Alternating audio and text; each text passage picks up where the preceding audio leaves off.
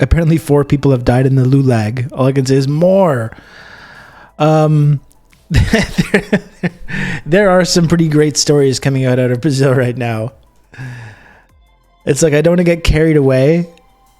As we've talked about before when it comes to Lula. Lula da Silva, obviously, in Brazil. And how he's going to be limited by like what he could do politically because of like what the makeup of the Brazilian government. It's not like he's able to just pass any legislation that he wants. So far, though, just using his position as president to, influence the global sort of geopolitical positioning of Brazil. So far, it's looking pretty good. It's kind of Lula Unchained. We saw this dropped last night. Brazilian President Lula da Silva terminates friendship pact with Israel and recalls his nation's envoy. Although, is this like, what is this guy, Nurdin? Is there like an actual news story on this? I saw this tweet, but like, has anyone confirmed this? I think this coup may wind up backfiring though against his political opponents as long as he cleans house. Well, that's the thing. It's like like I said, he's not able to really legislate. Because of the makeup of the government, but he's on geopolitically, he's asserting Brazil in this kind of progressive foreign policy. If this is true, we'd like to get some confirmation on this. But also responding to this coup attempt, and we drew the comparison between Biden and Brazil, and just like hey Jack, let's just give the police more money. Right? That's just the response to that. And all the same people that did the coup are still in the government, and in fact have more power in the government than they had previously. But Lula's going to go in a different direction, he's decided. Lula, strangely enough, when people try to overthrow the government, the democratically elected government that he's leading, and he sees there's like support for that kind of a anti-democratic coup movement within the security forces, he's just saying like, no, we're going to go ahead and purge those then, which is like, you can do that. You can do that. You can just purge these institutions, even though everyone would have gotten mad at Biden, of course, people on Fox News and probably people in mainstream media as well, if Biden had tried to purge, DHS or the Capitol Police or any of these other police departments that are just infested with like these white supremacists or insurrectionaries, militia members, what have you. I'm sure everyone would have gotten mad at him, but ultimately it would have been a good move, and probably a lot of people would have understood as well. Yeah, you probably should be purging these people from the security forces. It's actually not good that all these security institutions and are just infested with these folks. So it turns out you don't just have to ignore that. You don't just have to give them more money. You can and should go in there and purge these reactionary elements. We love a good purge. We do.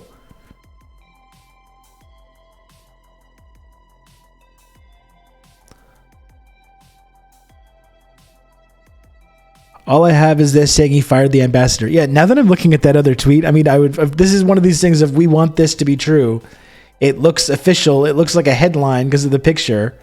But like, who is this guy? Who is Nurdin? Editor for Suspended Days of Power. Is that a Palestinian thing? I have not seen any actual news on that, as much as we would like this to be true. But as we said the other day, and as we talked about on the podcast the other day as well, get ready for the finger wagging to come out, depending on how far they go with this. Even though I do think there is a chance that Bolsonaro will get extradited, I don't think Biden has any particular fondness for Bolsonaro, even if at a level of like who they want leading Brazil, they probably want someone more like Bolsonaro than someone more like Silva. But Bolsonaro just seems, like we pointed out the other day, kind of a spent force on the global stage. I don't think Biden really likes him all that much. I don't think the elites of all the other heads of state in the other major Western countries have much interest in keeping him around. So I could see him getting thrown to the wolves on this. My worry is that Bolsonaro is very weak physically, but also can't be killed by human means, like a white. That is creepy. That would be weird too. Every time he gets to the hospital, he somehow becomes stronger. Got too cozy with Trump and forgot to keep it neutral. Yeah, that's kind of right. So if that did happen, I don't think we would have to hand it to Biden. I think I would understand why they were doing that. But regardless, though, whether Bolsonaro does get thrown to the wolves or not, I would still prepare for the finger wagging to be brought out and the lectures to be brought out if Lula does purge these institutions.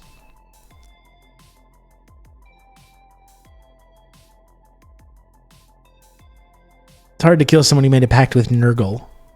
Absolutely. Get ready for the finger wagging and the accusations of authoritarianism.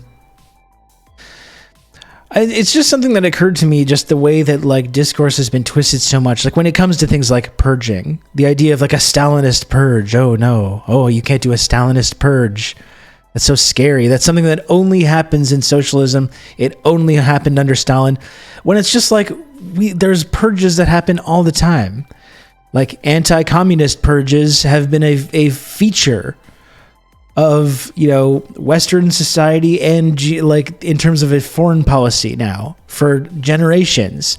Unions have been purged. There have been socialist purges in unions. The whole union working class union movement is led by anti-communists. Of course, there's been purges in the government. There's been purges in other places, and in violent purges in Indonesia and Chile and Latin America and all these other places. These Operation Phoenix and Operation Condor type situations. And still there's people like on that are like, oh, I'm on the left, but are so paralyzed with indecision. They're paralyzed by like, oh, what are people going to say? We can't talk about purging anyone. We can't purge. That's authoritarianism. It's authoritarian. It's tanky to do this. It's tanky to go into these economic or financial or political or security institutions and get rid of people that are not following that are not with the program. Oh no, we can't do that. Oh no, we could never do that. It's like, why? Why can't we do this very same thing that has been used against people on the left now for generations, which is just completely normalized, it's completely acceptable? Why can't we do the same thing? And in fact, I would argue if you want to build socialism in Brazil or anywhere else, you're going to have to do those things. It's going to be an essential factor, component, right?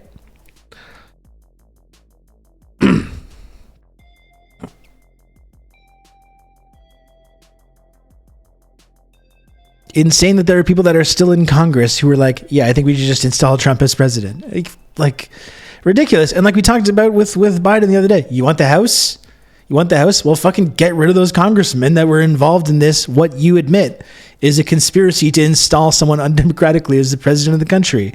You want the Supreme Court? Fucking fire Clarence Thomas. Clarence Thomas's wife is sending all these deranged, psychotic emails, who's been completely brain melted by all these insurrectionist and right-wing conspiracy theories and stuff like that. Fucking use that. Fire Clarence Thomas. Get him the hell out of there. Do you want the House or not? Do you want the Supreme Court or not? No, we'll just do it the right way, and we'll wait 30 fucking years for these geriatric fucks to die off, and then we'll replace them. That's your plan? You literally have people like on the record, corrupt, like ties to these insurrectionists. Get rid of him. What's the matter? Yeah, Brett Kavanaugh. Look at who paid all his immense gambling debts. What's that all about? Fire this fucking guy. Get these people out of there. What are you doing? People are just so like liberals especially are just so paralyzed. But even people on the left, even people on the left. Oh, I can never do that. You can never do that. We can't sink to their level. We can't sink to their level, folks. I would argue that yes, we can. Yes, we can. Yes, we should. In fact, yes, we need to. We need to sink to their level and probably lower if we want to do this thing. These are just, when I was thinking about this idea of just like, people that are on the left and they'll say I'm a socialist, I'm interested in building socialism in my society. I'm interested in building socialism abroad, but get so paralyzed, especially when they see another country engaging in that. Like I was looking at a piece from a Canadian progressive media outlet, that does a lot of work that I agree with and that I think is great, doing a piece about Tibet and calling it Chinese occupied Tibet and engaging in that whole thing, you know? Just this idea that, like, yeah, I'm a socialist, I'm on the left, I believe in building socialism in my society, in my community, and on a global level. And when a country starts doing that, it's like, whoa, what are you doing? That's imperialism. What are you doing? You got to stop. You got to stop. You got to get out of these places. Don't you know that there's a group of nationalists in these places that don't want anything to do with that? That don't want you there? That don't want you to build socialism there? Why is that our problem? Do we want to win or do we not want to win? That's the question. Do we want to win or do we want to just complain all the time? I think a lot of people would rather just complain all the time. You know? It's something that I've talked about before in like the Western left. It's like people are so addicted to losing. They're like, if you're on the left, that's all you can ever hope for. That's all you can ever hope for. You can complain, you can be right about things, but you can never win. No. When you start winning, that's a sign that you're doing it wrong. That's when it's bad. That's when it's authoritarian. That's when it's Stalinist. It is a martyrdom fetish. You suffer but can't win. That's what it is. You know? Aren't those leftists just called anarchists? Well, I think like on a broader level, it's Trotskyists, right? I think that's the thing about theory, right? When they say like, no, you don't need to read theory. The thing is, when you start reading theory just a little bit, you realize that you look around at like the left and you're like, oh, these people are all Trotskyists. This is like 95% Trotskyist. All my media establishments, all my unions, all my working class movements. That's why they don't want you reading that theory, because you realize that. You know, I want to actually win, though. That's the thing. I'm not going to apologize for that. I would like to actually win. Oh, no, you can never support the USSR. They were going in all these places, and there are these nationalists that worked with the Nazis that didn't like it. That's kind of what I put by the title, you know?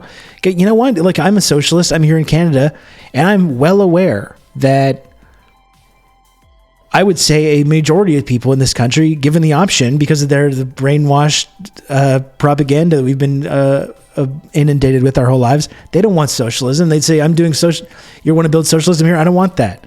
That's not my problem, though. I'm not going to say, well, because people don't want it, we shouldn't fight for it. Right? No, you will take your socialism and you'll like it.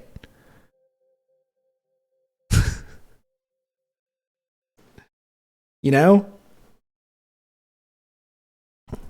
Oh, no, there's people that don't want that. I was like, I don't want to live under the current system we have now.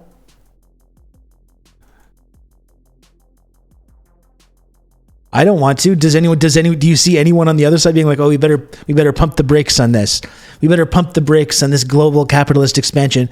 There are a few people that are not really on board with this. They don't care. They see that as a challenge to be overcome, and they have overcome it with ruthless violence and purging. Why can't we have the same attitude? Why is it so wrong to have the same attitude about building a political project, either in your community or talk you through all this. abroad? Rob.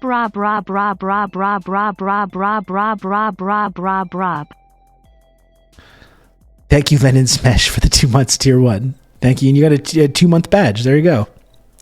I appreciate that, Lennon Smash. Left-Wing Communism is such a great read. Highly recommend to all, and it's fun because Lenin is being rude as fuck. It is an infantile disorder. That's why I uphold Lenin, you know? That's why I do. Cuz all this stuff was he nailed all this stuff 100 years ago or more. You know, all of this shit has already been, he like all these tendencies, he annihilated all this stuff.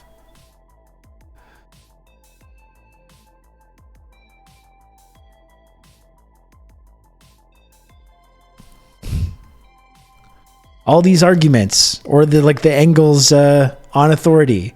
We don't need to have endless arguments about this and hand-wringing about it. Oh, this kind of stuff. Oh, we don't want to be authoritarian. You've just become an elite member of the Friendship Triangle. Oh my goodness, Christine Doe. Thank you so much. for the 5 gifted subs. A very, very, very kind of you, our friend Christine. Thank you. Truly an elite member.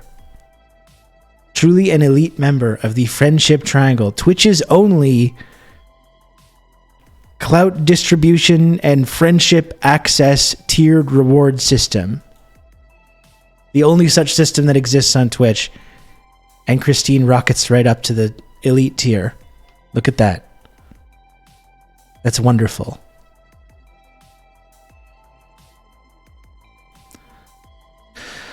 I think debate guys bear a lot of responsibility for reviving a lot of the dying discourses. For sure, and that's the incredible thing about starting to read theory is you're like, oh, all these debates already happened. You know, it's 100 years later. We're in the 2020s, and we're still having the same arguments, but now it's been like commodified and turned into entertainment. We don't need to have these arguments. That's why we never debate. You know, why would I debate something that was debated over 100 years ago and was already decided? The debate was had and won 100 years ago, and we're still doing it. Why? Why are we still doing this? Why are we still doing this? But now we get to see some slimy guy named Dylan moderate a debate that's been settled. Yeah. Should leftists support NATO or not? Let's debate this question. Let's debate this question, but maybe this time we should support NATO. Let's not and say we did. How about that? Because we did. We did already. We did a long time ago.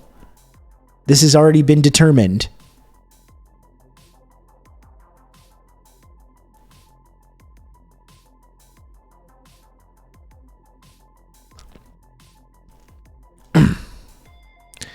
This is just kind of something that was rattling around in my mind, this idea, you know? Oh, we can't.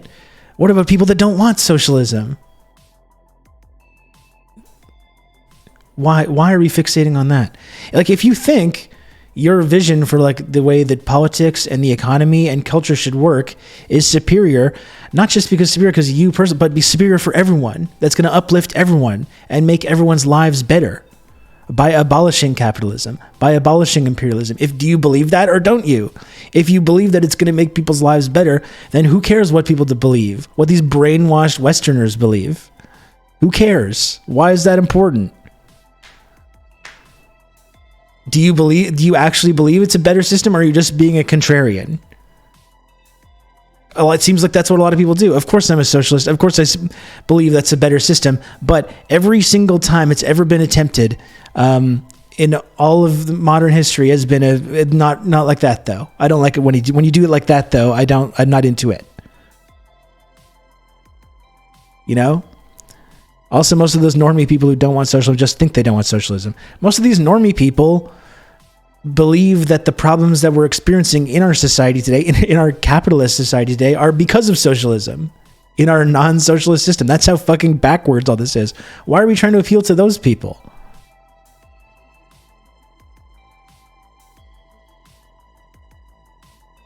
You know what I mean? Do you want to win or don't you? Do you actually believe we have the better vision for how humanity should function, or don't you? Because if you don't, then it's like you're just here to complain. If you don't, you're just here to complain and be right. But anytime you're faced with the notion of actually like implementing these ideas which you claim to care about, you balk at it. You say, "Oh no, it wasn't like that. It wasn't good when it was like that." How can you be a leftist, you know, in 2020 in the West in the 2020s and be like, "Oh, the USSR? Ugh, no, thank you. Oh boy, no." It's like, what is that? And that's most of the people that have any institutional, like if you're on the left and you have any institutional power whatsoever in the labor movement, in the media, that's what you're kind of the kind of things that you say. You know? Let me see if I can find... Actually, I saved something good exactly like to describe this exact tendency.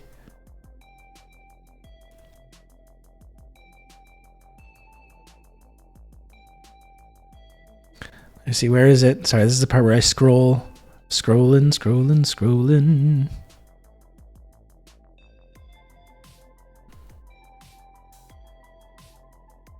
Yeah, and then you get shit like this. Feels like you are living in the You get shit like this. future. Now, again, I don't want to live in an authoritarian state. And me and you have discussed this a few times where I do think there's something inherently emancipatory about democratic participation. But I think about what the blossoming of certain kinds of choice and the restriction of other kinds of choice has done to Western societies. We have infinite consumer choice. What we have no choice over is the participating in consumerism, or an economy which is based on consumerism. Yeah, they have democratic participation. Because this is amazing. This is someone that catches Ash being correct. And Ash Sarkar does say things that I agree with a lot. Yeah, the literally a communist lady. That's exactly right. That's what she's famous for. So someone tries to get her in a getcha for being correct. She says something correct, and then she has to say, whoa, no, I wasn't correct. Whoa. It feels like a state which does stuff, which has the capacity to do stuff. Okay, there needs to be a hospital built. We will do it in 8 days. There needs to be high-speed rail infrastructure. We will, practically cover one of the largest land masses in the world, the high-speed rail infrastructure, within the course of a decade and a half. And I was speaking to a friend who recently spent a lot of time in Shanghai, and he said it feels like living in the future. You go to Shanghai from England, and it feels like you are living in the future. So Ash, 100% correct. You know what I mean? Yeah, that's right. That's correct. And then someone says, praising the Chinese Communist Party for creating a state that does stuff without any actual attempt to explain why that's wrong, right? Some fucking asshole in Grifter Watch 22. And then Ash is just like, whoa, hold on one second. Isn't there a reason why you edited out the bit where I say I wouldn't want to live under an authoritarian regime like China's? It's like she can't take yes for an answer. She was absolutely right. And she's like, no, don't say that I was right. Shanghai from England, and it feels like you are living in the future. Now, again, I don't want to live in an authoritarian state. And isn't that contradictory? This government does stuff. Oh, we need high-speed rail. We're doing it. We're going to build a hospital in 8 days if we need to. This state does stuff. Oh, by the way, I don't want to live in an authoritarian state. Who lives in an authoritarian state and who doesn't? In this case, in this example that's being drawn, who lives in is the authoritarian state the UK, where you have zero democratic input and the state doesn't do stuff and in fact only does extremely reactionary things? Or the place you're describing that feels like the future, that does stuff and creates infrastructure for people, and where people do indeed have democratic participation? Who lives in an authoritarian society in that case, and who doesn't? You know what I mean? It's like, why are we afraid of being she's right? Love where they're at, hate how they got here. That's right. And we talked about it with Naomi Klein the other day too. It described China as just a techno-dystopian sweatshop to the world. And I was talking about the path that China's been on since the late 70s to now. And if that's your only takeaway, it's just mind-boggling to me with all the massive increases in people's quality of life in this still very poor country. This still very poor country that still is in the process of trying to build socialism, that is not by any means finished. No one in China, no one in the CPC would say oh yeah, we're finished doing what we want to do. Not even close. But you don't see that there's been a progression there. That's not something we can learn from. That's not something we can praise. And when we do praise it and people get mad about it, we have to be no, I wasn't actually praising it. This is the question. This is the question. Do we want to win? Do we want to win or don't we? Or do we just want to complain? I think a lot of people, especially folks, and I don't mean to call anyone out that, are nice people. I think Ash is really cool on a number of levels and says things that I agree with all the time. So are people that work for the progressive media establishment that I pointed out earlier. But this split, I don't get where this split is. And that to me is where the theory aspect comes in. Why can't we just show, and that's why I love that clip of VJ and that book review, the book release party that he did that time. Be in solidarity with people who are trying to build something. Why is that so hard? Now you have China eclipsing the US as the top global economy. It's a country with 1.3 billion people, a socialist country with 1.3 billion people. They're becoming the top global economy in the world. There's this shifting sphere of influence away from this like US-led global capitalist system to this new world of unipolarity, led by China with all these other independent countries providing an alternative for development for the global south. All these countries that have been under the boot of capitalist countries and neo-colonialism for generations, and we're supposed to be upset by that? We call it, no, it's Chinese occupied Tibet. Like, look at the fucking infrastructure that they've built there. Look at the progression of what life has been like in Tibet over the last generation. The infrastructure that's been built, the increase in freedom, the decrease in like this like serfdom, this like serf society, this feudalistic serf society, the increase in life expectancy and all these things. This is the amazing thing to me. You know, how we have, this is what the majority of the Western left is. They see this happening and they say, oh, no, not like that. No, I don't like that.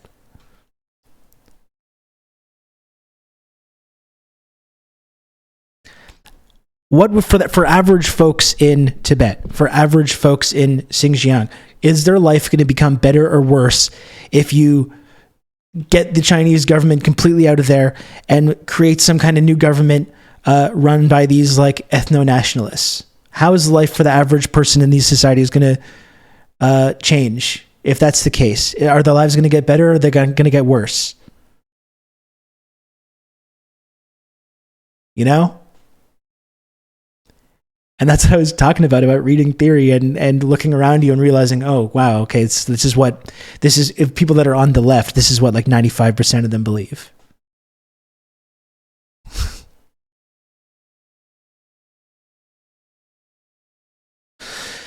You know, that's the question. That's the question that I would like to leave people with. Do you actually want to win or don't you? I think some people don't want to actually win. Some people view, like people on the left, and they view when you start to win as being like inherently wrong. There's something wrong with it. That's something we need to shy away from. We need to apologize for. Scared of success. It's very unfortunate, folks. It's very, very unfortunate.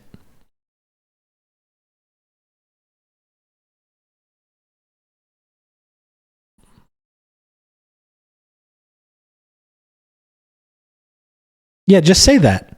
We can work through that if you're just honest with yourself. Winning is Machiavellian, yeah. And sorry, Dimitri, there was a piece that you shared a while ago. The article called Western Marxists Love Purity and Martyrdom but Not Real Revolution. That sounds great. From the Black Agenda report.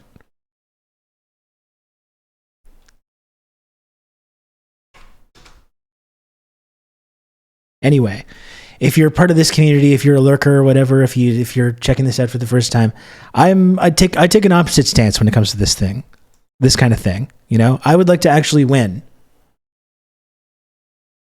I don't want to just complain. I would like to eventually win.